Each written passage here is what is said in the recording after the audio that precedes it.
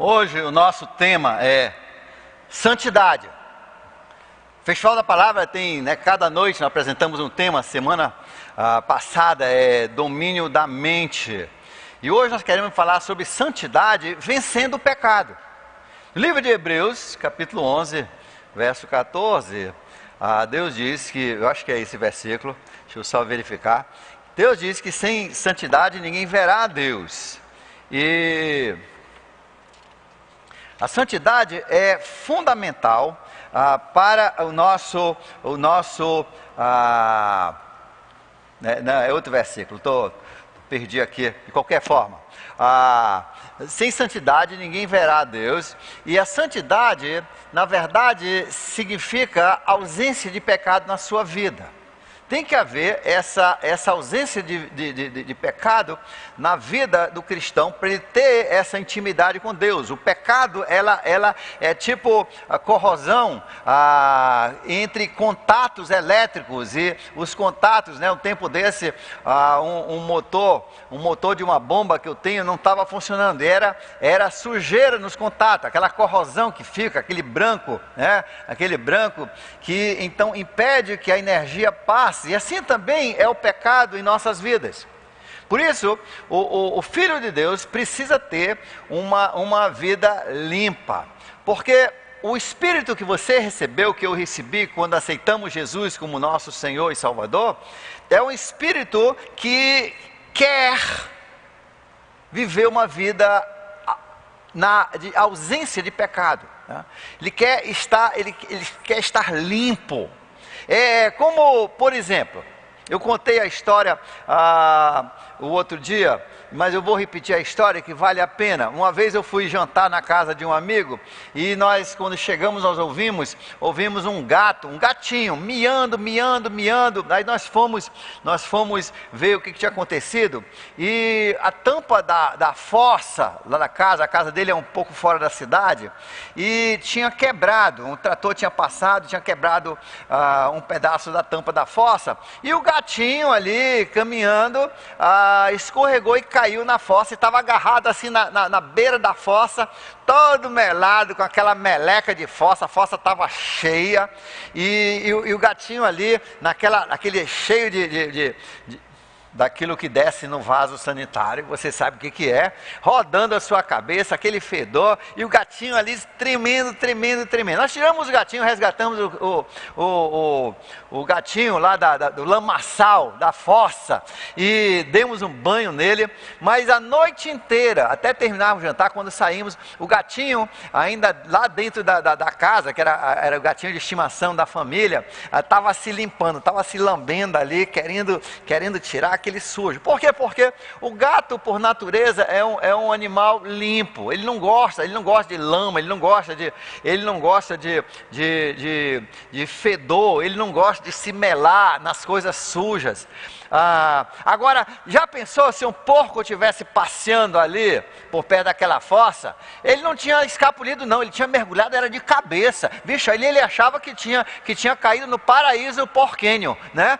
E ele, por quê? Porque o porco é porco, ele gosta de lama, gosta de sujeira. Quanto mais fedido, melhor para ele. Eu tinha um cachorro que eu acho que era meio porco.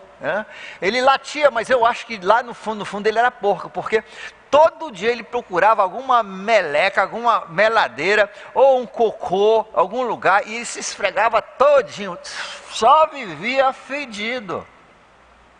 A Bíblia diz que quando você recebeu esse Espírito Santo, a partir dali, há uma vontade de você não pecar. Você quer estar limpo, você se sente imundo. Quando você peca, você se sente enojado, você se sente mal na presença do pecado. Por quê? Porque o Espírito de Deus é um Espírito de santidade. E Deus diz: sejam santos como eu sou santo. E lá dentro do nosso interior há essa vontade de nós vivermos vidas perfeitas, com a ausência de pecado, livre do pecado. Você diz: mas pastor, eu acho que nós nunca vamos conseguir. Bem, se você não tentar conseguir, certamente você não vai conseguir. Uma vez, eu dando uma aula numa turma de alunos universitários, eu perguntei, você acha que alguém pode viver uma vida sem pecado? E todos eles disseram não. Se você já começa com a base de que você não pode viver uma vida sem pecado, de certeza você não viverá uma vida sem pecado. E eu continuei dizendo assim, me diz uma coisa, será que você consegue ficar 15 segundos sem pecar? E todos eles disseram sim, 15 segundos dá. E você acha que dá para ficar 30 segundos sem pecar? E 1 minuto sem pecar, você consegue ficar 1 minuto sem pecar? Eu digo, gente, então é possível sim viver uma vida santa, sem pecado. É só estender esse minuto por 60, esse 60 por 24. O nosso alvo é vivermos vida sem pecado. Deus diz que Ele quer que nós vivamos vida sem pecado. E se Ele manda a gente viver vida sem pecado, é porque é possível sim. Difícil? Também sim, mas é possível. E hoje à noite nós queremos olhar 10 atitudes e depois 6 comportamentos que ajudarão você a vencer o pecado. Porque às vezes nossas armas, como semana passada nós falamos, às vezes não são das melhores armas. Eu contei a história da minha adolescência, quando com muitas tentações, eu queria me livrar desse pecado, porque eu me sentia mal com aqueles pecados, e eu então comecei a usar aquela tática de dizer, passa diabo, passa diabo, passa diabo. E não funcionava. Eu aprendi depois como é que você espanta o diabo, e não é batendo o pé e dizendo passa. É tipo o garoto, né? O João tinha uma tentação muito grande. Todo dia quando ele ia para o colégio, ele tinha que passar perto de um quintal que tinha um belo cajueiro, né? E você que conhece o caju, sabe que quando você come um caju, onde bater aquele suco do caju, ela vai fazer uma nódoa, vai fazer uma mancha que não sai mais. E ele só vivia, a farda do colégio dele, uma farda branca, era todo cheio de manchas.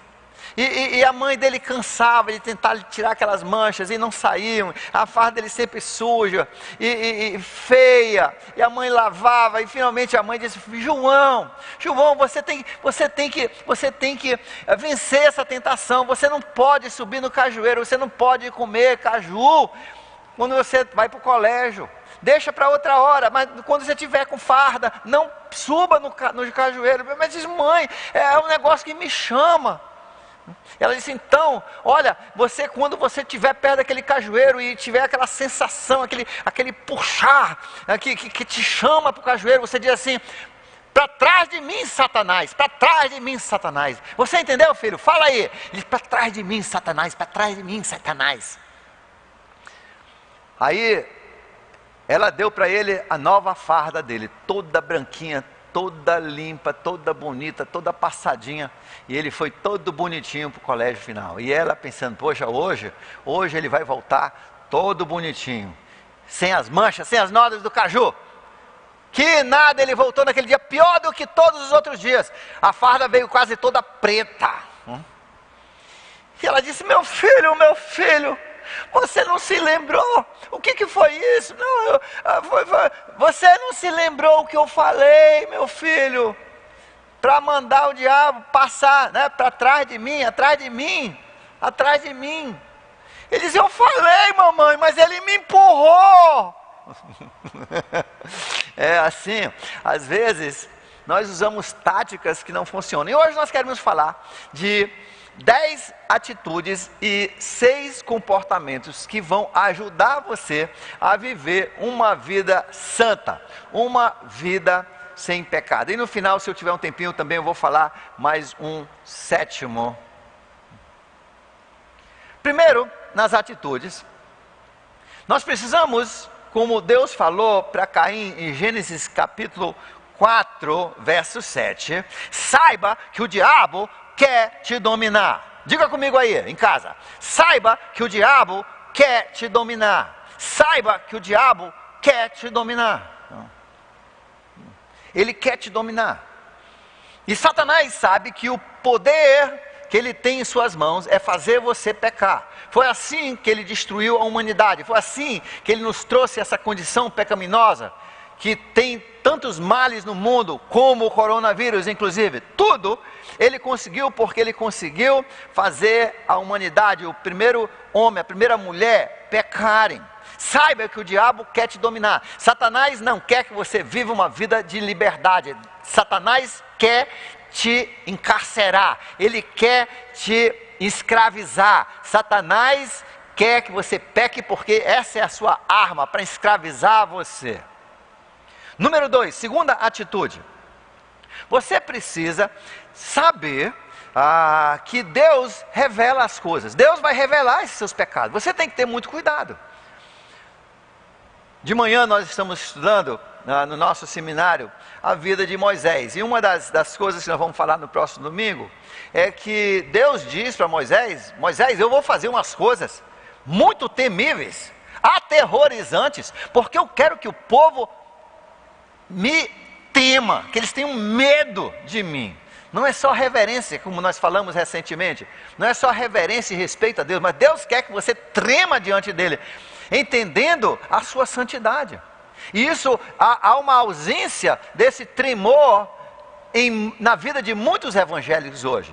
Nós pintamos um Deus todo bondoso, todo misericordioso, mas nós esquecemos da parte da justiça e da vingança do Senhor sobre a impiedade e pecado.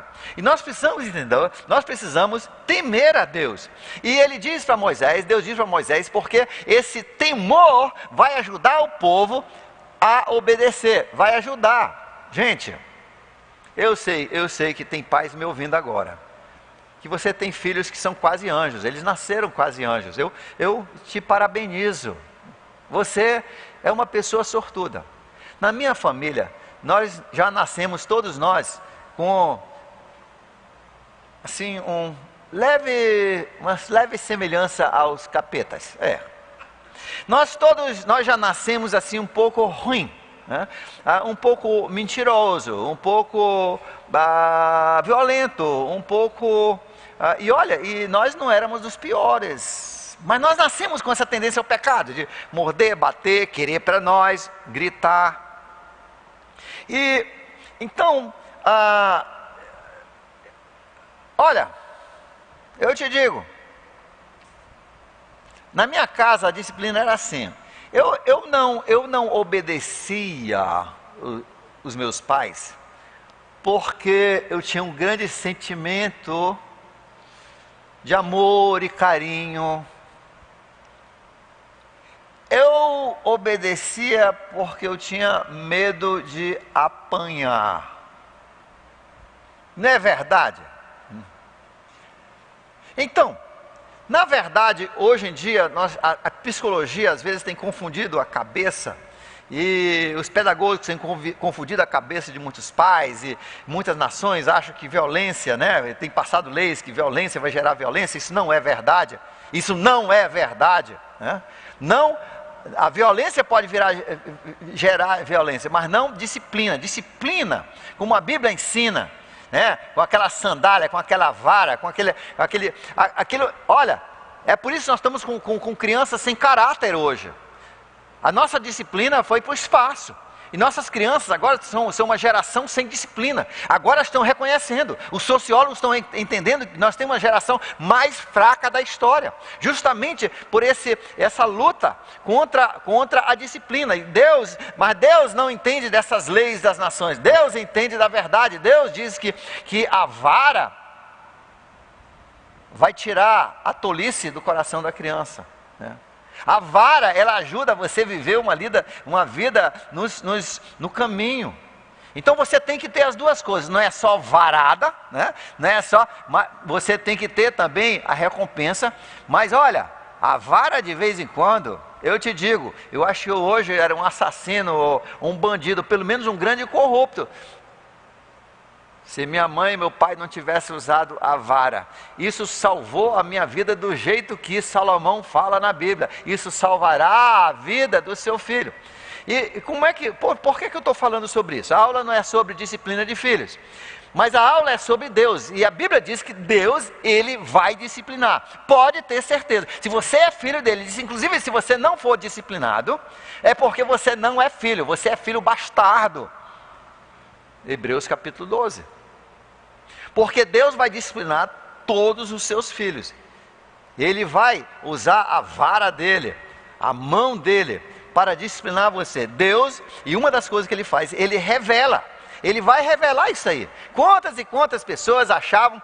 eu tenho um amigo que ele estava em sites indevidos de pornografia, e ele achava que estava tudo resolvido, que ele estava, inclusive, um dia, ele estava preparando um caso com uma outra mulher, e é casado, e ele estava tratando, preparando isso, e tinha resolvido tudinho, tinha escondido tudinho, para a mulher dele nunca poder ver essas coisas, jamais. E adivinha, a mulher foi usar o computador, e na tela, do nada, vem toda a informação. Puf, ela apertou no botão e veio toda a informação. Deus revelou toda a podridão daquele homem. Teve um outro caso, aqui na cidade, alguns anos atrás, que o cara estava com a amante dele, no carro. Tinham ido para um motel, aí vinham no carro, o corujinha que tira aquela foto, bateu foto dele e da mulher, e saiu no jornal. Deus revela os seus pecados. Deus quer que você entenda isso, porque Deus quer que isso seja um desincentivo. Deus revela. Outra atitude que você tem que entender. Em 2 Coríntios, capítulo 5, verso 17, ele diz, você precisa se considerar uma criatura nova. Você precisa se considerar uma criatura nova. Você não é mais aquela velha criatura. Alguns anos atrás eu fui visitar um pastor amigo meu em Caraguatatuba, e ele me contou a história. Ele morava, bem do lado da casa dele, morava uma pessoa, uma feiticeira, uma ex-feiticeira. E ela era famosíssima ali no estado de São Paulo. As pessoas vinham de todas as partes de São Paulo, os ricos, os governantes, os políticos vinham para fazer sessões com ela. As pessoas que conheciam ela naquela época disseram que ali do terreiro dela vinham monstros, às vezes vinha fogo, era um negócio assim impressionante. As pessoas temiam aquela mulher de todo jeito, e os políticos vinham para ela fazer serviços contra os seus inimigos. E o que acontece? Ela se converte. Ela aceita Jesus como Senhor e Salvador e largou tudo aquilo ali. E aquilo era uma fonte de muito dinheiro para ela. Ela vivia uma vida muito boa, com aquela renda que ela cobrava dos políticos e das pessoas que vinham fazer as sessões com ela. Mas ela largou tudo aquilo quando aceitou Jesus. Ele disse que um dia ela estava passando necessidades. Um dia ela estava precisando de dinheiro, ela não tinha mais dinheiro, ela estava precisando de dinheiro. E de repente na frente da porta dela para um carro preto. Um político de muito dinheiro saiu da porta, bateu lá na porta dela e perguntou assim: é aqui que mora a fulana, a dona fulana? Ela abriu, atendeu a porta e disse assim: não, aquela morava aqui, ela não mora mais. Veja só, então, Deus quer que nós entendamos que nós somos uma nova criatura. O passado se foi. Deixa o passado, como Jesus disse, enterrar o passado. Deixa os mortos enterrarem os mortos. Você agora é uma nova criatura. Você tem que ter isso na sua cabeça. 2 Coríntios, capítulo 5, verso 17. Você é uma nova criatura. Você não anda mais naqueles caminhos. Você tem que botar isso na cabeça. Isso não é mais para você. Quarta coisa. 1 Coríntios capítulo 6, versos 18 a 20, diz: vocês não sabem que vocês são, que você é o templo do Espírito Santo? Gente, Deus escolheu esse seu corpo, essa sua vida, essa sua mente, para habitar, para morar em você. Você é o templo. Assim como o Espírito de Deus vinha e habitava ali no tabernáculo, depois no templo de Salomão, Deus hoje escolheu habitar em você. O Espírito Santo mora em você. Como é que você pode ter uma casa toda imunda. Você já entrou numa casa toda imunda, fedida, tudo desorganizado, cheio de meladeira, de sujo, de poeira. Assim como você não gosta de estar num ambiente desse, o Espírito Santo também não se agrada, você entristece o Espírito Santo. E o fato é, a Bíblia diz que quando o Espírito Santo entrou em sua vida, ele entrou para não sair mais. E você, então, o força a essa sujeira, e você pode contar que isso não vai ficar assim não. Vai haver a disciplina do Senhor. Deus quer que você entenda, o Espírito Santo quer um templo limpo. E por isso ele diz que nós precisamos buscar essa santidade. Não é fácil, mas é possível. Número 5.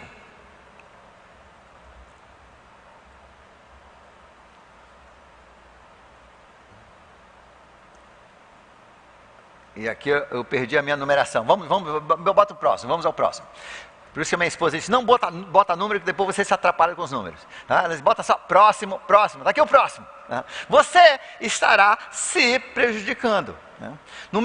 Agora achei. Na mesma passagem de 1 Coríntios capítulo 6, versos 18 a 20, ele diz assim, e saiba de uma coisa, você que peca, principalmente os pecados sexuais, você está prejudicando a si mesmo, como também o pecado das drogas, do alcoolismo. Tem certas coisas que esses pecados prejudicam a você mesmo. Você está se destruindo. Isso não é normal. Às vezes as pessoas ficam todas, às vezes as pessoas dizem assim, pastor, o fulano se suicidou. Será que ele foi para o inferno? Não, isso é uma doutrina totalmente errada que veio de uma outra origem. Né?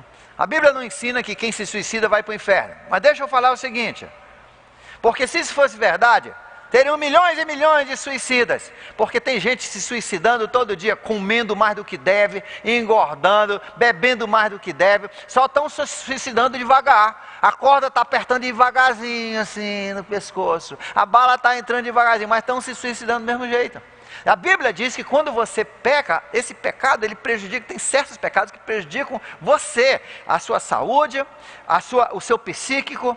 E você precisa então se livrar do seu pecado para viver essa vida para o qual Deus te chamou. Número 6. Uma sexta atitude, você precisa entender o seguinte, para Deus não existe tempo. De certa forma, vê se você raciocina comigo. Para Deus não existe tempo. Tempo é um conceito que Ele criou para o ser humano, quando criou o ser humano e os planetas. Mas para Deus não existe, Deus é infinito. Né? É por isso que o nome de Deus é Eu Sou, é presente. Deus, o Deus da existência. Ele existe, eu existo. No passado, existo no presente, existe no futuro. Presente, futuro, passado, isso aí é um conceito que Deus deu ao ser humano. Mas Ele sendo Deus infinito não tem esse conceito. Então de certa forma, Jesus está morrendo na cruz, presentemente, está ressuscitando da cruz, presentemente. E de certa forma, então, quando você peca, você está colocando mais um prego na mão de Jesus. Você está cuspindo mais uma vez no rosto do seu Salvador. Você está dando uma bofetada, mais uma bofetada. Jesus terá que morrer por esse pecado também.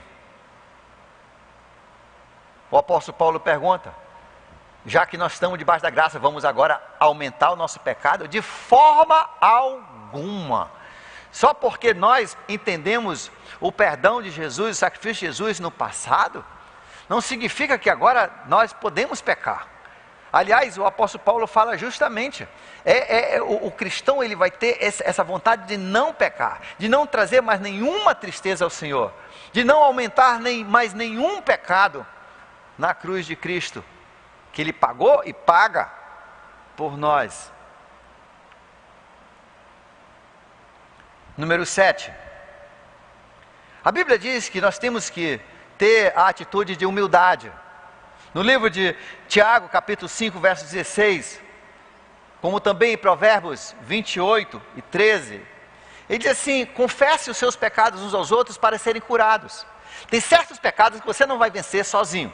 Tem certos pecados que se tornam viciativos, são vícios, e você precisa buscar ajuda. Você precisa procurar uma pessoa de confiança, uma pessoa espiritual. E você vai lá e você confessa e diz: me cobre isso aí. Me pergunte toda semana. Se for preciso, todo dia. Me liga para saber se eu estou caindo nesse pecado. Me ajuda, me incentiva, porque muitas vezes Satanás, ele nos vence, dizendo assim: olha, se alguém souber que você fez isso, que você faz isso, você vai ser detonado do seu ministério, você não vai poder fazer isso, as pessoas vão ter uma outra imagem de você. E com isso Satanás consegue nos convencer de que nós temos que manter isso em segredo. Enquanto nós vivermos com o nosso pecado em segredo, nós não vamos prosperar. É o que diz no livro de Provérbios, capítulo 28, verso 13: enquanto eu não confessei meus pecados, não prosperei. Tiago diz, ao contrário, ele diz: você confessa para ser curado. Deus perdoa o seu pecado, mas existem pecados que você precisa confessar, irmão. E um desses é pornografia. Irmão, você que tem problema com pornografia, você tem que chegar com o seu líder, você tem que chegar com uma pessoa espiritual e diga assim: eu tenho um problema com isso, me cobre, me ajude. Você que tem outros vícios, você precisa entender, há uma necessidade de você conversar. Por isso que Deus colocou isso, confessar uns para os outros, para sermos curados desses vícios de pecado. Número 8, em 1 Coríntios capítulo 15, verso 33, Deus diz que você precisa ter cuidado com os seus amigos. As suas amizades, as más companhias te corrompem. Elas te levam para os caminhos errados. Você tem que ter cuidado com quem você anda. Você começa a andar com as pessoas erradas e você vai terminar entrando numa vida de pecado. Você tem que ter uma atitude: eu vou escolher boas pessoas. Eu vou escolher boas pessoas para serem meus amigos. Sim, você precisa ser sal nessa terra, mas você não pode ser influenciado por essa terra. Você tem que ser a influência. Isso significa que você tem que escolher os seus amigos íntimos. Você tem que escolher as pessoas com quem você anda, aquelas pessoas com quem você se abre, aquelas pessoas que têm influência em suas vidas. Todos nós somos influenciados por pessoas. Escolha boas pessoas. Escolha pessoas que têm também esse mesmo alvo de seguir a Deus em santidade, de servir a Deus. Porque senão você termina seguindo o caminho dos pecadores. 1 João capítulo 1, verso 7, fala que nós precisamos ter boas companhias, se nós vamos andar em santidade com Deus. Número 9, nós temos que ter uma atitude que não é só uma atitude negativa, não é só lutar contra o pecado, não é só tentar lutar contra o pecado, porque se você só luta contra o pecado, você está focando o pecado. Deus quer que você mude o seu foco, que você mude o seu foco para o bem. E por isso ele diz, no livro de Romanos, capítulo 14, verso 19, como também 1 Timóteo, capítulo 6, versos 11 e 12, 6, 11 e 12, 1 Timóteo, ele diz assim: procure, busque, focalize no amor, na justiça. Justiça significa o viver correto, na piedade, que significa ser como Jesus. Procure, coloque isso como alvo, coloque isso lá na sua geladeira, coloque na sua penteadeira, coloque lá: o meu alvo essa semana é ser mais bondoso, o meu alvo essa semana é ser mais humilde, o meu alvo essa semana é ser mais contrito, o meu alvo essa semana é falar a verdade e pedir perdão quando eu falo uma mentira, mesmo uma mentirinha. Você precisa colocar como o seu alvo, toda semana você precisa ter alvos que você cria diante do Senhor, para você poder focar, e aquela semana você vai trabalhar em cima de ser mais amoroso, mais correto, mais pio, mais semelhante a Jesus, de ter mais fé, ou de perseverar, ou de ser mais amável, ou de ser uma pessoa mais pacífica, uma pessoa mais tranquila, confiante em Deus, ou uma pessoa que edifica as outras pessoas. Deus quer que você foque no positivo, não é só combater o pecado, não é só tentar lutar contra o mal, mas aliás focar no bem. Esse é o grande segredo de você viver uma vida em santidade. E finalmente, número 10, quem está cheio de bom alimento tem menos fome pelo que não presta. Lá em casa, às vezes, a gente almoça bem, mas aí à noite, às vezes, é só alguma coisa leve, né? Bem besta, só um pãozinho, uma torrada, um pedacinho de queijo, um cafezinho, um chá, um suco. Aí quando dá assim umas 8 horas da noite, aí dá aquela fome, não dá aquela fome? Não dá aquela fome? Aí você vai lá, você vai ver o que tem. Aí tem aquela bolachinha, você vai lá, abre aquela bolachinha, aí você começa a comer, aí daqui um pouco você come aquela bolachinha e parece que você não comeu foi nada, foi mais fome. Aí você vai lá e você pega um chocolate, aí você vai lá, pega o chocolate. E parece daqui um pouco você já comeu 1 quilo de porcaria, não? De coisa que não é saudável, de coisa que não faz bem a você e que não satisfez. Por isso, o segredo de você não ter, hoje mesmo nós estávamos conversando lá em casa, porque de vez em quando nós somos atacados por esse, principalmente nessa época do coronavírus, que a gente fica muito tempo em casa, cara, não tem biscoito que aguente, e ainda tem irmão que me traz essas coisas, aí pronto, aí o prejuízo é grande, né, que eu tenho que honrar o presente do meu irmão, aí eu fico comendo aquelas bolachinhas, aqueles docinhos, aquelas porcarias, ainda bem que eu estou exercitando também mais, senão já estava um balão, né? Então Deus quer que você se alimente de boas coisas. Você precisa então, no seu espírito, você tem que se alimentar muito. Nós falamos nessa passagem que nós memorizamos, inclusive toda essa mensagem, ela se baseia, o fundamento é a passagem que nós memorizamos essa semana, de Efésios capítulo 5, de 1 a 21, e ele fala de nós enchermos do Espírito. E lá em Colossenses ele diz, enchei-vos da palavra de Deus, coma dessa palavra, enche a sua barriga espiritual da palavra de Deus, e você vai ter menos fome pela porcaria, você vai ter menos fome por aquilo que não nutre, pelas coisas ruins. Quem está cheio tem menos fome pelos alimentos que não têm proveito. E assim também espiritualmente, se encha dessa palavra.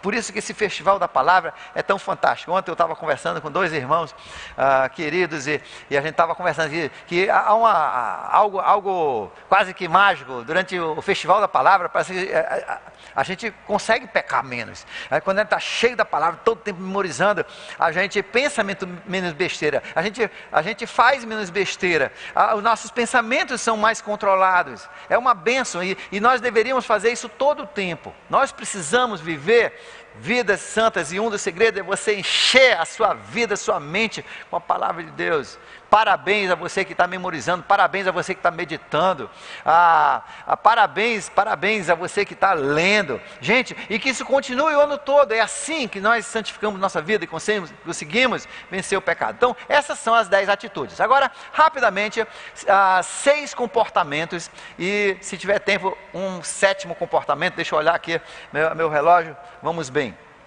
Primeiro, existem pecados que não adianta você combater, não. O segredo é fugir. A Bíblia diz que tem certos pecados, você tem que fugir deles. O seu comportamento é fugir. Não queira ser herói, não queira achar que você vai poder aguentar aí, você vai perder. Por isso Deus já disse, fuja. 2 Timóteo capítulo 2, verso 22, ele diz, fuja dos desejos da juventude. Quais são os desejos da juventude? O que o jovem gosta? Bem, o jovem gosta de risco. O jovem de risco. Enquanto não sentar a tampa, como nós falamos aqui de vez em quando carinhosamente para os jovens, aquilo que nós chamamos o córtex pré-frontal, enquanto o nosso raciocínio não passar, as nossas decisões não passarem a ser tomadas pelo córtex pré-frontal, que acontece mais ou menos com 25 anos, não. As nossas decisões são tomadas ali na parte límbica do nosso cérebro, que é tudo na emoção. E por isso, tantos jovens terminam em terríveis acidentes, apostando um com o outro, de corridas e outras coisas, ou morrem se arriscando. Tem jovens que morrem tirando fotos lá de cima do penhasco, uma selfie, e lá caem no abismo, tentando atravessar igarapés, a nado, corredeiras. E você vê que a grande proporção dessas mortes, a estatística nos diz, são de jovens com menos de 25 anos. Por quê? Porque é um desejo da juventude, adrenalina, risco, né? Os esportes de alto risco. Drogas são um desses desejos da juventude, de ficar doidão, de curtir as coisas. O sexo, outro desses pecados. A Bíblia diz que não adianta você ficar tentando argumentar com esses pecados. Você tem que ser rápido em fugir. É fugir, é dizer não. Antes de você pensar duas vezes, você já diz não, você foge. Quando o cachorro te ataca, você fica ali conversando, eu sou teu amigo, não. Quando o cachorro ataca, cara, você sobe aonde puder. Eu me lembro uma vez, eu estava fazendo visitas com um amigo meu, ele era bem mais alto do que eu, bem maior do que eu, e a gente estava fazendo visita de casa em casa, numa parte assim meio sombria da cidade, onde eu morava na época, e a gente estava convidando as crianças para virem para a igreja no domingo seguinte, e de repente, rapaz, apareceu um Rottweiler, um Doberman, e eu acho que o outro era Pitbull, não sei, eu não tive tempo nem de ver a outra. Cara, eu consegui subir aquela árvore, eu não sei nem como, eu escalei aquela árvore num tempo recorde, eu já estava lá em cima, uns 4 metros, e eu olhei, meu amigo estava lá embaixo, cercado por cachorros. Na verdade eram mais de 3 cachorros, eram 8 ou 9 cachorros que saíram. Era um traficante, era a casa de um traficante, e o cara rodeado daqueles, e eu lá em cima, orando pelo meu amigo, claro, eu estava orando por ele, o mínimo que eu podia fazer. Mas gente, eu entendi, quando eu vi os cachorros correndo, eu também corri. Tem coisas que quando o diabo vem, você só tem uma solução, correr. E Deus vai te dar as pernas para correr mais rápido do que o cachorro. Você entendeu? Corra. Deus já disse, fuja. E se você se colocar a correr, Deus vai te abençoar. Eu me lembro uma vez na minha infância, o cachorrinho do meu vizinho deu cria. E era daquele cachorrinho COFAP, né? COFAP, aquele bem compridinho, preto e bege. E aí eu muito inocente, todas as crianças, os meninos estavam falando que tinha dado cria. E eu fui lá no ninho da cadela.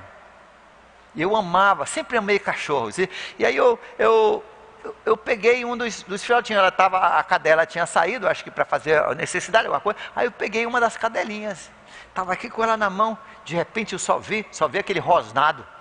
Mas a bichinha tinha perna curta, a minha era curta, eu tinha só 5 anos, mas eu era veloz com as minhas perninhas curtas, mais veloz do que ela. Cara, eu correndo, e ainda segurando aqui o cachorrinho, ela correndo atrás de mim, e ela conseguiu pegar o fundo da minha calça, olha. E meu calçãozinho ali, ele puxando, mas cara, arrancou o fundo da minha calça todinha, ralou todinha a barriga da cadela, mas ela não conseguiu me pegar. E eu já corri, já larguei a cadelinha na mão do vizinho lá e saí correndo. Se fosse para pegar, que pegasse ele, não a mim. Gente, tem pecados que você não tem outra opção, você tem que fugir, fuja de certos pecados. Ele diz, os pecados dos desejos da juventude. Jovens, isso é para você. Adolescente, isso aqui é para você. Isso é para você. Aqueles pecados que te chamam a atenção, esses são os pecados da juventude. Quais são os seus pecados da juventude? Fuja. Não tenta razoar, não tenta raciocinar, não tenta se defender. Fuja. E você vai vencer esse pecado. 1 Coríntios capítulo 6, verso 18, diz que nós temos que fugir dos pecados sexuais. O sexo, a atração do sexo é muito forte. Se você não fugir, você vai para a lona. Não interessa se você é pastor, se você é líder, se você é marido, se você é casado, você é jovem, você é adolescente, você vai para a lona, porque Deus mandou fugir. Tem pecados que você tem que fugir. Pecados sexuais são alguns desses. Ele diz também que você tem que fugir da idolatria. Idolatria, ele diz que idolatria é onde você começa a estimar, você põe um ídolo na sua vida. Esse ídolo pode ser um time, pode ser o futebol, pode ser um videogame, tem muitas coisas que podem se tornar ídolo na sua vida. O ídolo pode ser o seu namorado, né? Você idolatra o seu marido, seu namorado, sua namorada. Você pode idolatrar até os seus filhos. Você tem que ter o cuidado de não idolatrar. Deus diz, não tenha nenhum Deus perante mim, nenhum outro Deus. Deus também diz que ganância é um tipo de idolatria. E você tem que fugir dessas coisas. Você tem que fugir dessas coisas.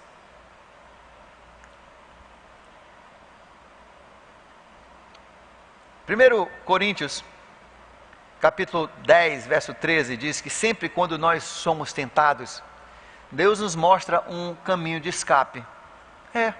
Você já notou que quando você é tentado, digamos lá na pornografia, lá no seu computador, na hora que você começa a mexer, que você começa a clicar, o celular toca, alguém bate a porta, há um barulho. Já notou isso aí? Você já notou isso aí? Isso é Deus. É Deus chamando a sua atenção, dizendo, fuja. Ele está te dando uma chance de você ser vitorioso. Mas você tem que aproveitar aquele momento. Você tem que dar um não, você tem que correr, você tem que fugir. Quando Deus te chama a atenção, através dessas formas extraordinárias, que Ele manda os seus anjos, Ele manda os seus mensageiros para chamar a sua atenção, Deus está abrindo uma porta para você fugir. Fuja, fuja, não pense duas vezes, fuja. Pegue o caminho e se vá. Segundo comportamento, a Bíblia diz que certos pecados você tem que fazer morrer, você tem que matar, você tem que fazer morrer, né? E tem muitas coisas. Você sabe que existem certos tipos de tumores, inclusive, que hoje os médicos, eles conseguem matar o tumor por entupir a veia que alimenta aquele tumor. Eles colocam tipo uma bolinha de plástico, de isopor, bem fininho. Eles colocam naquela veia, entope ali aquela veia que está alimentando aquele tumor. E sabe o que acontece com aquele tumor? Ele começa a secar e morre. Faça morrer certos pecados. E como é que a gente faz morrer? Você deixa de alimentar. E como é que a gente alimenta os nossos pecados? Olha só para cá. Seus olhos, seus ouvidos, são das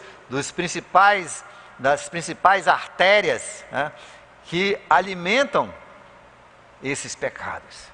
Você tem que cortar essas coisas da sua visão. Jesus falou sobre isso, quando ele falou de cortar a mão, de se cegar, de furar o olho. Jesus estava falando sobre isso. Você tem que tirar essas coisas, você tem que cortar essas coisas da sua vida. Você tem que fazer morrer, porque se você continuar alimentando, um dia esse pecado vai te destruir. E ele faz uma lista. Imoralidade sexual, pornografia, que é impureza, por sinal, aquela parte de impureza que nós memorizamos, é pornoneia, no grego, que é justamente a impureza, essa impureza, a paixão, de você alimentar sua paixão. Você que tem gente que é muito, muito apaixonada, não tem mulher apaixonada, né? Não tem homem apaixonado. Eu me lembro que tinha um jovem apaixonado, há muitos anos atrás no meu ministério. Ele era tão doidão, que uma vez ele estava perto da minha casa, no meio da rua, onde eu subia e descia ônibus. Ele estava no meio da rua, chorando, no meio da rua de joelho, dizendo assim, eu quero me matar, porque a namorada dele tinha terminado com ele, uma menina da igreja, ela fez bem em terminar com ele, e ele chorando lá, eu quero me matar, eu quero que o ônibus passe por cima de mim, se você não voltar comigo, o que é isso? Se você tem esse tipo de paixão, se você é uma pessoa, porque cada pessoa tem uma personalidade diferente, se você é uma pessoa que tem uma paixão muito grande, isso é um fraco na sua personalidade, então você tem que fazer morrer, você não pode ficar alimentando essa paixão. Não fique olhando novelas. Eu tinha um amigo na minha infância, na minha adolescência, eu tinha uns 14, 15 anos, bicho apaixonado, cara apaixonado. E ele assim, sabe o que eu ia para a casa dele, ele era um grande jogador de bola, mas ele acabou a carreira dele, sabe por quê? Porque ele era apaixonado. Ele se apaixonava por uma menina, ele ficava ali. E uma vez eu cheguei na casa dele, ele só ficava ouvindo aquelas músicas de força. Sabe aquelas músicas? Aquela música que tem no bar, brega. Aí o pessoal está todo cheio de cachaça, o pessoal está todo chorando. É a mulher que foi embora. Aquela música sertaneja de força. O que é isso? E o homem passava o dia ouvindo aquilo ali. Tinha um dia que ele ficava tão assim que ele nem ia para trabalhar, né? Não tinha nem força para trabalhar. Acabou a vida dele, porque ele não freou, ele não botou, ele não fez morrer essa sua paixão. Os maus desejos, tem pessoas que têm maus desejos. Uma vez que se alimenta aquele mau desejo, esse mau desejo vai te destruir. Você não alimenta, você corta. São decisões que você tem que tomar. A Bíblia diz que a ganância é uma dessas. Não comece a alimentar. Se você tem uma tendência à ganância, então não fique correndo atrás de ganhar dinheiro de forma desonesta, de trabalhar mais do que deve para ganhar mais dinheiro. Você precisa ter um freio. A Bíblia tem um freio, bote um freio na sua vida. Não permita que essas coisas te destruam. Jogos, cassinos, loteria, lugares, coisas que você ganha sem trabalhar, ganha nas costas dos outros, ganha na miséria dos outros. São pecados que você tem que fazer morrer. Você tem que dizer um não e acabou. E você não vai. E quanto mais você estrangula esses pecados, mais fácil elas ficam a vencer. Mas quanto mais você alimenta esse pecado, mais forte se torna e mais difícil vencê-los. Número 3. Abstenha-se das paixões. 1 Pedro capítulo 2, verso 11. Abstenham-se das suas paixões. Quantos homens diriam assim: eu sou apaixonado por futebol? Quantos diriam assim: eu sou apaixonado por videogame? Não, fala a verdade, sua mulher já sabe, então pode falar. Você é apaixonado por videogame. Quantos diriam você é apaixonado... Agora vamos mexer com as mulheres? Vamos mexer um pouquinho com as mulheres? Eu sou apaixonado por novelas, né? Tem até homem, mas isso não é qualquer homem que se apaixona por novela. Isso é um homem meio diferente. Mas tem mulher que é apaixonado, não? Fala sobre isso, pensa sobre isso, se vê na pessoa, daquele personagem. Apaixonados por séries, apaixonados por filmes, é toda hora filmes. Deus diz que você tem que se abster. De vez em quando na nossa vida você precisa se abster. Talvez você tenha uma paixão por comida. Esse é mais fácil porque a gente vê logo, né?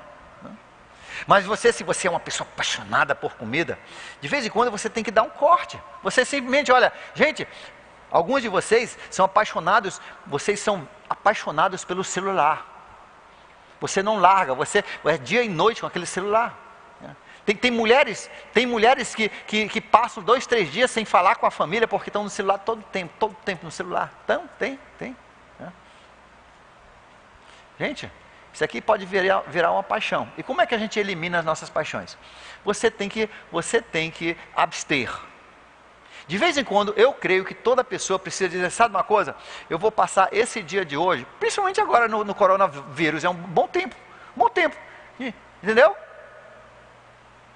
Você pega o seu celular, você desliga e passa um dia sem ele.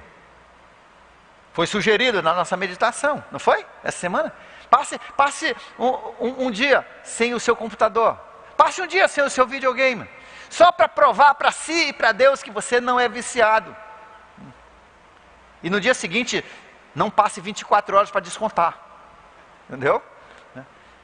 Às vezes você precisa fazer um fastio, fazer um jejum de comida.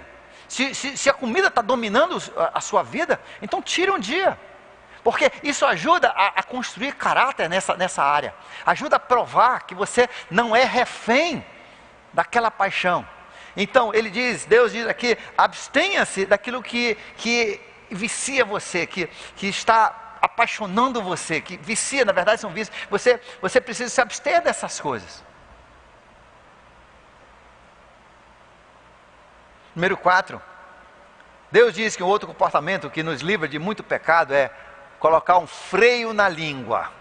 Tiago capítulo 3, versos 1 a 12, leia depois, Tiago capítulo 3, versos 1 a 12, e também Tiago 1, 19, também Provérbios 10, 19, veja só, 3 versículos bem interessantes, ou 3 passagens bem interessantes.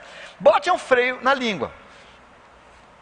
Provérbios 10, 19 diz assim: onde tem muita fala, muita conversa, vai ter pecado. Bote um freio na sua boca, fale menos. Fale menos. Tiago 1, 19 diz assim: fale mais devagar, pense antes de você falar. Pense se é preciso você falar.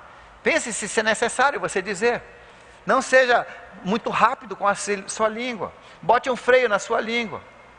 Tiago capítulo 3, versos 1 a 12, é a passagem mais extensa sobre esse assunto. Bote um freio na sua língua, porque ele diz que quem domina a sua língua, domina o resto do corpo. Então bote um freio na sua língua. Seus pecados verbais, o fuxico, a ira, o espoletar, o espoletado, os palavrões. Vamos mexer com as crianças agora? Já mexemos com adulto, já mexemos com jovem, já mexemos com adolescente. Vamos para as crianças. Deus quer que você bote um freio na sua reclamação. Deus odeia reclamação. Aliás, nós vamos estudar no domingo que vem. Morreram, eu não me esqueço, em várias ocasiões, mas em uma ocasião 12 mil e poucas pessoas, porque não paravam de reclamar. Deus odeia reclamação. Então não reclame. Não reclame daquela sopa da sua mãe. Não reclame da comida da sua mãe. Não reclame da situação que nós estamos. Não reclame. Bote um freio na sua língua. Outra coisa para as crianças: não replique. Não fale de volta para sua mãe. Não, quando a sua mãe diz assim: vá tomar seu banho. Não, mas eu... Não, que coisa nenhuma. Vá tomar seu banho, rapaz. Quando a sua mãe diz: olha, por favor, lave a louça. Aí você: não, mas eu lavei ontem. Não. Isso desagrada a Deus, você entendeu? Não fica aí retrucando com a sua mãe, com o seu pai, nem com o professor, com ninguém. Deus odeia esse tipo. Bote um freio na sua língua, morda a sua língua, e você vai escapar de muitos pecados. Nosso alvo, não se esqueça, essa mensagem hoje é vivermos uma vida sem pecado. E se não for sem pecado, com bem menos pecado, para que possamos ter vidas santas. Número 5, Mateus capítulo 6, verso 13, como também Mateus 27, verso 41, diz que nós devemos orar para escapar das tentações, orar para Deus nos livrar das tentações. Hoje eu parei assim para pensar, olha, Jesus colocou como um dos 5 elementos da oração, quando ele ensinou os seus discípulos a orarem, e eu fiquei me perguntando, gente, eu acho que eu não oro muito assim. Hoje eu aprendi uma coisa, eu aprendi que eu oro pouco essa oração. Todos nós, como filhos de Deus, nós precisamos orar todo dia: Deus, me livre das tentações hoje. Me livre das tentações hoje. Se for preciso mandar um anjo, mande um anjo. Mas me livre das tentações. Me livre esse dia das tentações. Me livre. Isso deve ser uma oração diária, Jesus nos ensina. Então ore mais, para você poder escapar das tentações. E assim, você vai ter uma vida vitoriosa, vencendo o pecado. Número 6, a Bíblia nos diz também aqui que às vezes um irmão cai em pecado. E ele diz que aqueles que são mais espirituais são os que devem ir restaurar aquele irmão, aconselhar, ajudar a vencer aquele pecado. Mas ele diz, cuidado, Gálatas capítulo capítulo 6, verso 1, cuidado, como o Covid, quantos e quantos médicos e enfermeiros e enfermeiras e trabalhadores na área de saúde pegaram o coronavírus porque foram cuidar de outra pessoa. Assim também a Bíblia diz que muitas vezes você pode cair no mesmo pecado. Você pode cair no pecado ao tentar restaurar o seu irmão. Ele disse, vá com humildade e vá com muito cuidado. E dentro do livro de Efésios, ele diz que é por isso que de certas coisas você não deve nem mencionar. Certas coisas que são praticadas pelos desobedientes, você não deve nem falar. Você não precisa lá no seu grupo de oração, lá com o seu irmão, expor todos os podres, aqueles detalhes que ficam na mente da pessoa e contaminam a mente e depois podem ser até um motivo de tentação para aquela pessoa que aconselhou. Você entendeu? Nós temos uma tendência muitas vezes a expor toda aquela podridão e a outra pessoa fica fazendo perguntas, questionando, mas ele fez isso? E como é que foi isso? Por quê? Porque nossa natureza pecaminosa, ela gosta dessas coisas. E a Bíblia diz que isso pode nos levar a cairmos também.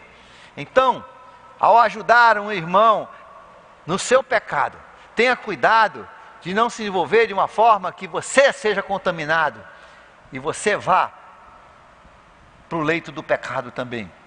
E finalmente, uma última, vai dar tempo. Gente, agora é para os casais.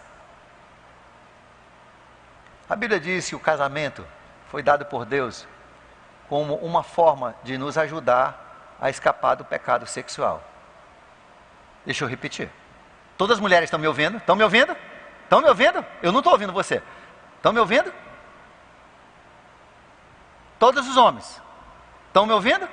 Deus disse que o casamento, Deus, inclusive, ele incentiva o casamento no Novo Testamento, por esse motivo. Isso ajuda o homem e a mulher a escaparem da tentação sexual. E para isso, Deus, em 1 Coríntios capítulo 7, ele diz que essa parte sexual deve ser bem ativa no casal. Então, o casal que fica 1 ano, 6 meses, 1 mês, 3 semanas, sem ter intimidade, você está desobedecendo a Deus. Deixa eu repetir, você está desobedecendo a Deus. Deus disse uma das formas que você pode ajudar o seu irmão a ter uma vida santa. Aquele irmão é seu marido. Aquela irmã é a sua esposa. É você ter bastante intimidade sexual. E assim você ajuda o seu irmão a viver uma vida santa e sem pecado. Que Deus abençoe você nessa sua luta por uma vida santa. Uma vida na ausência do pecado. Deus lhe abençoe. Pastor Leandro. Muito obrigado, pastor Davi, por essa